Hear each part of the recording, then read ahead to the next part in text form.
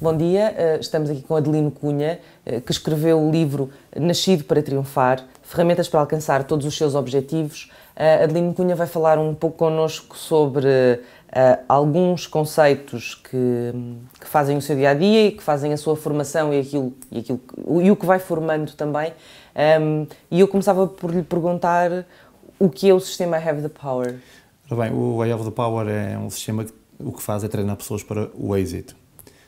Nasceu em 2002, na altura perguntavam-me o que é que você faz, começa a treinar pessoas para o êxito, e compusemos isso em três áreas. A primeira tem a ver com a formação propriamente dita, portanto, cursos ou programas de treino presencial.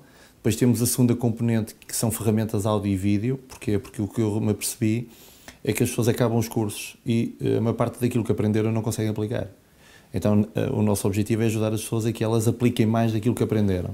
E a terceira componente, aquilo que nós chamamos de acompanhamento personalizado e que hoje é conhecido como coaching, no sentido de ajudar as pessoas a irem melhorando a forma como até aplicam as ferramentas e o que aprenderam. Portanto, digamos, o sistema trabalha em contínuo, numa lógica de melhoria contínua.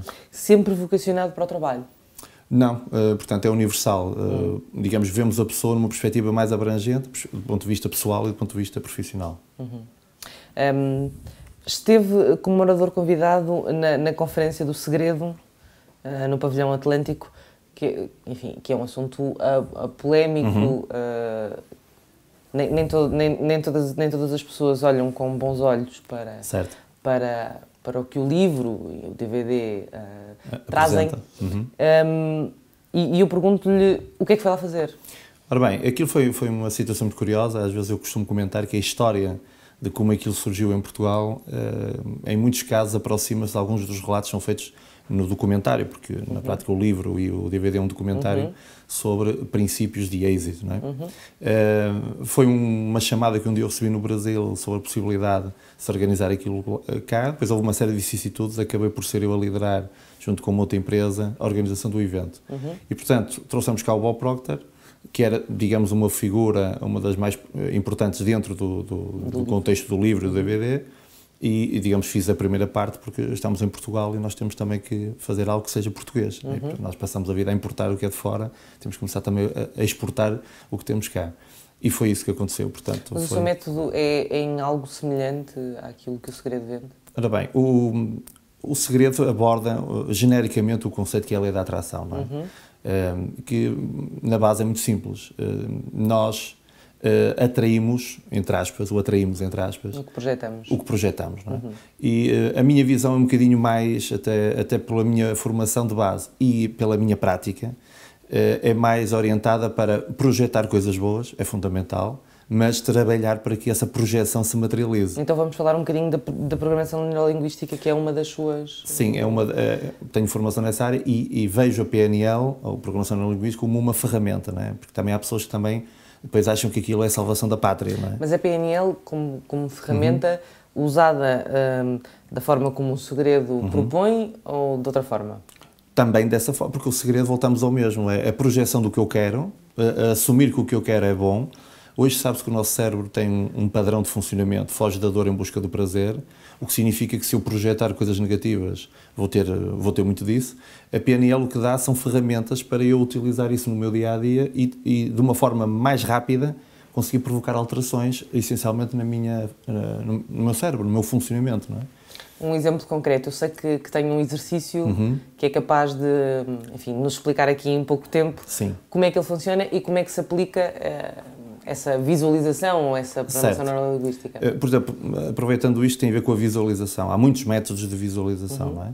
O que nós podemos fazer, imagino que eu chego ao final de um dia e se calhar vou fazer uma coisa que não é muito comum, que é vou rever o que aconteceu durante o dia, e se durante o dia houve uma série de situações em que eu acho que não tive a melhor performance, eu vou imaginar-me no futuro a fazer essa atividade melhor.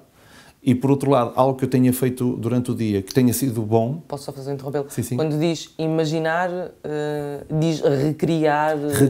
Recriar. Vou-lhe dar imagino que eu tive uma situação de trabalho, ou até em casa, que gerou, um conflito, não é? E, portanto, tradicionalmente, o que é que as pessoas fazem? Passam horas, dias, às vezes anos, sistematicamente a rever o filme mental do conflito.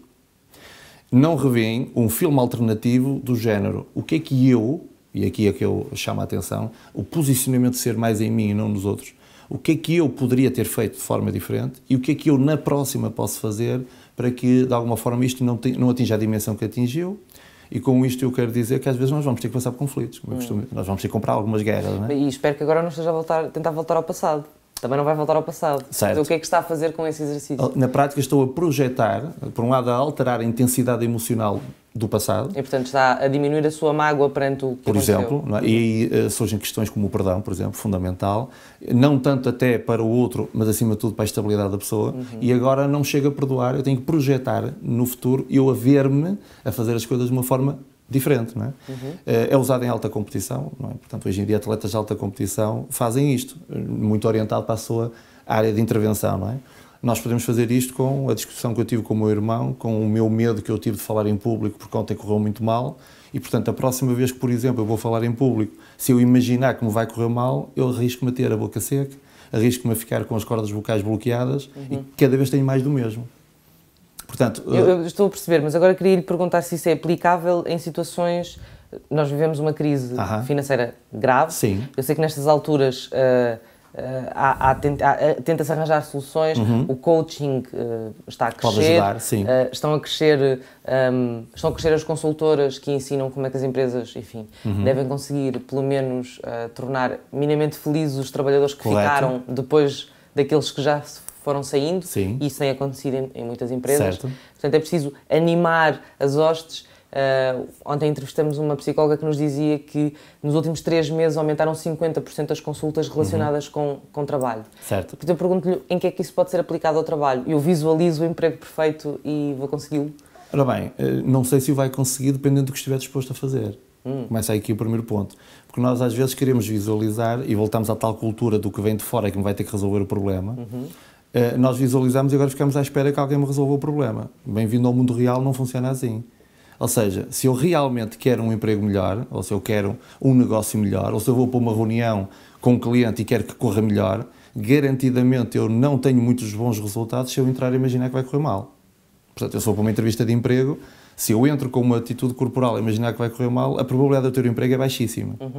Portanto, começa já por aí. Portanto, eu primeiro tenho que imaginar que a coisa vai correr bem e agora preparar-me para isso. Não é? Portanto, a primeira parte pode ser comparada ao treinador a falar com a equipa de futebol. Certo. Se os desanimar, eles correm menos. Não é? A segunda parte. Veja, olhando até para a questão da crise, se eu olhar para a crise e pronto, estamos em crise, eu diria, qual é a novidade? O que é que isso vai ajudar? Agora, eu olho para a crise e vou olhar para a crise na perspectiva de procurar. Houve coisas que eu fiz erradas no passado que me trouxeram aqui, como é que eu podia melhorar? Agora, o que é que eu faço para o futuro? Porque a crise é crise. Dê-me um exemplo de uma pessoa, não peço um exemplo concreto, obviamente, mas peço-lhe um exemplo de uma pessoa que procura emprego e que tenha procurado a sua ajuda. Como é que a encaminha? Como é que a treina? Eu primeiro começava logo por dizer à pessoa que ela não está desempregada, está num período de reflexão estratégica. E vou-lhe dar um caso que aconteceu muito recentemente. Eu faço algum trabalho de voluntariado também com pessoas que estão com o rendimento social de inserção. E houve uma pessoa que me disse uma coisa muito interessante a segunda vez que nós fizemos uma sessão com esse grupo. Foi de que apercebeu-se que estava em busca, e outra vez, a uma entrevista de emprego que o Instituto de Emprego lhe tinha arranjado, e apercebeu-se que voltava a repetir o mesmo erro, que era a fazer aquilo que não gostava, que detestava. Deu meia volta e começou a pensar em começar a fazer aquilo que eu gostava realmente. Está a ver? Uma coisa tão simples quanto isso. E aqui no mesmo erro de ter um emprego que não a satisfazia. Dentro de 2 anos, arrisca-se a sentir-se mal outra vez, porque está sistematicamente a repetir os mesmos erros. Se nós olharmos até para aquilo que se passa à nossa volta, nós vemos muitas pessoas que a história se repete, não é? Que estão sistematicamente a repetir os mesmos erros. Em vez de assumirem o futuro nas suas mãos e dizer assim, eu vou fazer qualquer coisa diferente e vou trabalhar para eu mudar a minha vida, a vida da minha família, da minha envolvente, do meu país, não é? Não, assumem de que alguém vai me ter que resolver o problema. Portanto, o governo vai ter que me resolver o problema, Deus vai ter que me resolver o problema, o universo vai ter que resolver e dá-me tanto jeito de dizer que a lei da atração me vai resolver o problema. E eu não sou adepto dessa filosofia. Eu sou adepto de a quem vai resolver o problema. Deixa-me dizer-lhe que o Adelino Cunha é menos segredo e mais ação. Sou segredo na perspectiva daquilo que o segredo diz, de que também não é possível. Mas o segredo é algo em potência. Existe. O livro em si vende bastante mais ilusão do que isso. Depende da perspectiva com que nós estivermos. Eu lembro quando li a primeira vez o livro, fiquei com a ideia de que isto é conversa da treta, não é? Estão a ver? Quando eu li a segunda vez, apercebi-me que muito do que se diz está, ou que está correto, está lá escrito no livro. Nós temos que também ler de múltiplas formas, não é? Perceber que aquilo é um documentário, não é? E que tem uma determinada metodologia para apresentar o conteúdo, e pronto, e a partir daí tirarmos o melhor sumo daquilo. Se eu quisesse tirar uma grande lição do livro, eu diria que do ponto de vista de marketing é um case study. Sem dúvida. E devia ser estudado. Sem dúvida, em termos de marketing, sem dúvida. Agora, pergunto-lhe, nestes casos, falou que faz voluntariado, mas casos de pessoas que tenham procurado para resolver um problema laboral, o que é que lhes diz? Quer dizer, que ferramentas é que lhes dá para eles trabalhar? A primeira coisa é ajudá-los a definir o que eles querem. Ou seja, não há volta a dar, não é? Ou seja, a motivação, quando se fala de motivação...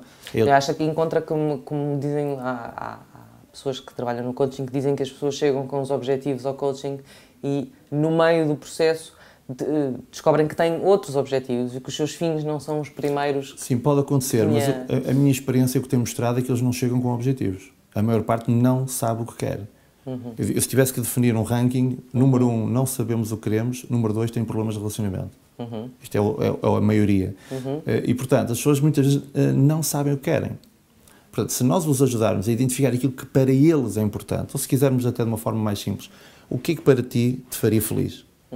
E se eles respondem a essa pergunta, isso pode demorar algum tempo a definir, porque às vezes demora muito tempo, só que há metodologias que nos permitem ajudar a pessoa a clarificar isso. Eu costumo dizer uma frase que é nitidez é poder. Nós temos de trabalhar para ser nítidos nessa projeção que fazemos ao nosso cérebro. Eu recentemente tive uma pessoa que chegou lá ao meu consultório, ao escritório, como eu gosto de chamar melhor, e a pessoa dizia-me, olha, eu gostava de conhecer todos os países. E eu disse, ora bem, são mais de 200, dividirmos 3 por ano, a minha cara amiga vai andar 70 anos a viajar. Ou seja, o próprio cérebro ignora esta informação, porque isto não tem nexo. Porque alguns desses países a pessoa não vai querer visitar, por exemplo. Então, que tal escrevermos aqueles que são os países que gostaria e vamos definir prioridades? Já sabe qual é o que vai para o próximo ano. Ou seja, o que aconteceu foi, daquela imensidão que era um elefante complexo para comer, eu vou partir o elefante aos bocadinhos e vou começar por um bocadinho. E muito da vida das pessoas é isto, elas andam, encontra-se muito isto em empreendedores, em pessoas da área comercial, que têm tantos sonhos que depois o cérebro deles desliga porque eles estão sempre a saltar entre sonhos. Não levam uma coisa até ao fim. Porque se eu levo um projeto até ao fim, o cérebro grava que eu concretizo as coisas. Se eu levo o segundo projeto, ele grava que eu concretizo. Chega uma altura que ele ativa um processo chamado generalização e começa a incutir na pessoa a crença de que tudo o que eu começo leva até ao fim. Isto é o mais importante. Essa última frase... E pode ser treinado isto. Por exemplo, vou dar uma sugestão já agora aos caros telespectadores que estão a ver-nos. Experimentem beber a água até ao fim, comer a sopa até ao fim, comecem a comer a comida até ao fim, e se quando tiverem um livro, em vez de ter 4 livros na mesinha de cabeceira, que andam a lê-los, leiam um livro até ao fim e peguem no segundo depois. E o cérebro vai perceber que tudo o que esta pessoa faz leva até ao fim. A seguir, deem-lhe um projeto. E ela tem a crença de que, não sabendo ainda muito bem todos os pormenores, mais minuto, mais dia, menos dia, vai levá-lo até ao fim. Experimentem. Okay. Coisas simples. Eu venho também do mundo da informática. E tudo na informática é feito com zeros e uns. Tudo que são composições musicais são feitas com meia dúzia de notas. Os livros são escritos com meia dúzia de caracteres. Porquê é que o êxito tem que ser complicado? Não faz sentido.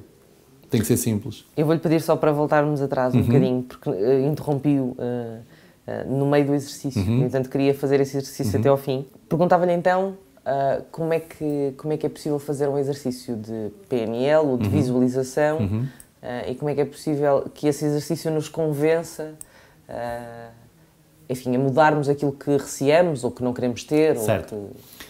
Primeiro dado importante, voltamos àquilo que estávamos a falar há bocadinho, tem a ver com a nitidez. Ou seja, vamos supor que eu tenho uma determinada situação que é negativa, ou tenho medo de uma determinada coisa. Eu vou dar este caso que pode ser interessante. Vou fazer uma apresentação e estou com medo da apresentação. E sempre que eu faço uma apresentação corre mal. Portanto, o nosso cérebro, se eu projeto que o resultado é dor, ele ativa uma coisa chamada medo. Veja que eu, se for de minha casa para o trabalho, eu não tenho medo porque eu tenho a certeza de que vai correr bem. Mais minuto, menos minuto. No entanto, a probabilidade de fracassar é gigantesca. Então, se eu agora começar a imaginar de que vou fazer essa apresentação Eventualmente, até para criar mais realismo, a apresentação é feita com alguns percalços. Mas no final, acabo de superar o percalço, isto é um dado importante, eu ultrapasso o obstáculo e termino bem, e vejo que as pessoas me aplaudem e gostaram da minha apresentação, eu criei a nitidez do resultado, que neste caso é prazer. E agora vou repetir este spot, e aproveitando a televisão, eu tenho um spot televisivo que está sistematicamente a repetir o mesmo. Se eu fizer isso, eu começo a ter uma impressão, um imprint dentro de mim, que me diz o resultado é prazer. E agora o cérebro vai trabalhar. Não faz sentido ao cérebro ativar-lhe dor quando ele sabe que tem a certeza de que vai correr bem. Uma coisa simples. Experimentem fazer isso em apresentações, trabalhos na escola, em reuniões que eu vou ter na próxima semana, em conversas que eu vou ter com o meu filho, etc. Dizia há pouco que o que as pessoas fazem é repetir exaustivamente na sua cabeça um episódio, Muitas um vezes, excerto de um episódio de algo que correu mal. Fazer essa alteração mental e transformar, digamos, o passado não é um pouco racional? Ou seja... Pois, e essa questão é extremamente importante. A grande luta interna que nós temos nestes casos, até porque a pessoa mais complicada que vamos ter na nossa vida para tratar somos nós, não é? Não são os outros. É até que ponto isto não está a mexer comigo. Então, a PNL nesse aspecto ajuda porque nós temos um pressuposto na PNL segundo o qual o mapa não é o território. Nós não reagimos à realidade. Nós reagimos a uma representação que temos cá dentro da realidade. Um exemplo interessante, se vocês recordarem uma situação chata que tiveram no passado, uma daquelas mesmo difíceis, vão-se aperceber que vão recordar a experiência em tons de cinzento ou preto e branco. Curioso, mas a pessoa na altura tinha cores na pele. Como é que o nosso cérebro mudou a cor? Portanto, o nosso cérebro altera os conteúdos e trabalha os significados. Portanto, quando nós mexemos nos filmes, a alteração é muito rápida. Nós às vezes andamos a investir muito tempo a falar muito e a não trabalhar a nitidez do filme.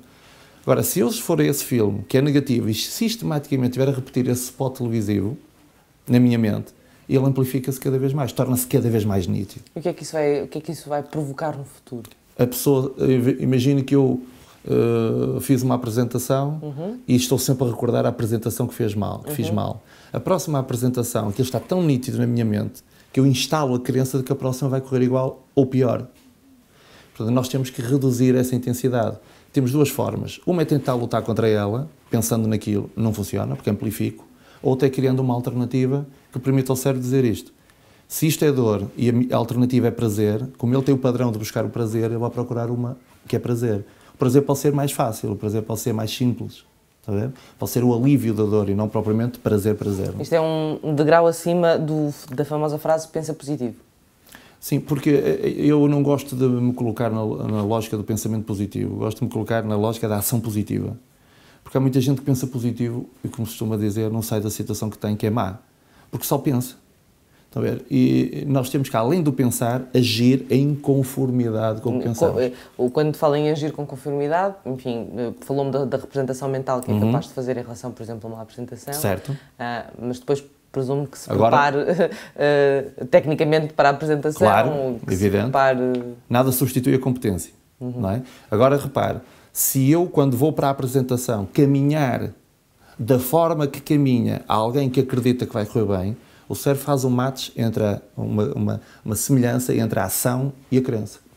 E instala a nova crença. Porque às vezes nós vemos, vou-lhe dar este exemplo muito interessante, pessoas que querem ter mais êxito e o que fazem são comportamentos de fracasso. Pessoas que querem ter muito dinheiro e o que dizem é que ter dinheiro é mau. Está a ver? Ou seja, é incongruente. O nosso cérebro busca a congruência. É possível enganar o nosso cérebro assim? É, treiná-lo. Lá está. Nós andamos a enganar-nos desde pequeninos, porque um dia alguém nos disse que nós, para termos um futuro melhor, devíamos aprender a ler. E nós não precisávamos disso porque vivíamos naturalmente, sem aprender a ler. O que é que nós fizemos? Nós ensinamos o cérebro a combinar letras. Lemos e o futuro foi diferente. Nós, quando aprendemos a falar, foi igual. O primeiro beijo que demos não foi o melhor. A prática pode transformar a pessoa num mestre. Não é? Portanto, a primeira vez que nós fazemos as coisas nunca corre bem. E eu gostava de deixar esta mensagem às pessoas que nos estão a ver e ouvir. Se tentarem mudar os vossos pensamentos e começar a fazer as ações de forma diferente na direção do pensamento, a primeira vez não corre bem. Se eu, porventura, procuro emprego, está na altura de me levantar cedo e começar a ir bater às portas. E não estar eternamente à espera, ou, por exemplo, como acontece na minha empresa, recebemos muitos currículos que eu jamais contrataria esta pessoa porque ela é incompetente. Porque uma pessoa que me manda um currículo para uma empresa que trabalha esta área, a dizer, eu estou a oferecer o meu currículo numa área que não tem nada a ver, ele está descansado, porque está a mandar currículos, e não faz o trabalho de casa, que é ver se a pessoa, ou a empresa que eu mando um currículo, é a pessoa que vai ter a minha valência. Não faz sentido. Acomodo-me, fico contente, ando a trabalhar, mas não estou a ter resultados. A competência é muito importante. Sei que não acredita na sorte. Acredito na sorte. Uma vez com uma equipa de futebol da Primeira Liga, que tenho tido a felicidade de trabalhar com alguns, e eles às vezes dizem muito isto: oh, doutor, isso é espetacular, isso é muito bonito, mas aqui no futebol é diferente. Porque aqui há o fator sorte. E eu digo, existe sim senhor o fator sorte. Então vamos pôr a sorte a trabalhar connosco. Vamos trabalhar porque ao intervalo estejamos a ganhar por 3-0. Agora vou ter que interromper, porque não sabia que fazia trabalho com equipas de futebol. Com algumas equipas. Mas lá está, no discurso motivacional. Sim, na área do treino mental, porque a diferença entre as equipas do topo e de cá de baixo começa em coisas tão simples como isto. Como os orçamentos, não. Também, mas curiosamente eu estive numa entrevista numa rádio e eles comentavam que o Futebol Clube do Porto, já deu para ver, eu sou do Porto, não é? O Futebol Clube do Porto, o ano em que foi campeão, tinha um orçamento muito inferior a outros clubes. O que é que se passa é isto: as equipas do topo entram para ganhar, as equipas de cá de baixo entram para não perder. E não passarem à segunda, não é? E, portanto, o conceito da sorte é uma desculpa fantástica. É uma desculpa como outra qualquer. E eu às vezes dizia aos jogadores, que tal vocês estarem ao intervalo a ganhar 3-0? Arriscam-se aqui a sorte, jogo convosco na segunda parte. Agora, se deixam tudo para o fim, podem ter a pouca sorte de ter um autogolo no último minuto. Eu recomendo às pessoas que se esforcem para ter sorte mesmo. Estão a ver? E a sorte vai-se ligar à pessoa em muitos casos. E muitos casos da humanidade em que tiveram pouca sorte, tiveram enormes adversidades, dificuldades enormes, alguns até são deficientes. E não foi isso que os impediu de ter êxito e de serem pessoas felizes. Porque o êxito é subjetivo. E todos eles sabiam utilizar esta técnica mental? Não chamavam desta maneira, não é? Porque mesmo a própria PNL é da década de 70, do século passado. Portanto, foram pessoas que ou aprenderam com os pais, outros queriam tanto libertar-se da dor em que viviam. Vejam, muitos deles eram pobres, completamente, pessoas com uma vida miserável, e um dia tomaram uma decisão de se levantar e começar a caminhar, mas não continuando a fazer o que faziam antes. E, portanto, acha que pode ser intuitivo? Pode. Eu diria até de outra maneira, por isso é que o livro se chama Nascido para Triunfar. Se nós observarmos uma criança até aos 11, 12 anos, nós vemos o êxito na criança. Todos os princípios de êxito estão na criança.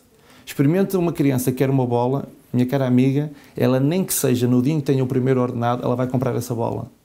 Alguns querem ser professores, vão arranjar a forma do filho ser professor para realizar o sonho deles de criança. O ser humano tem N características quando nasce que lhe permitem triunfar.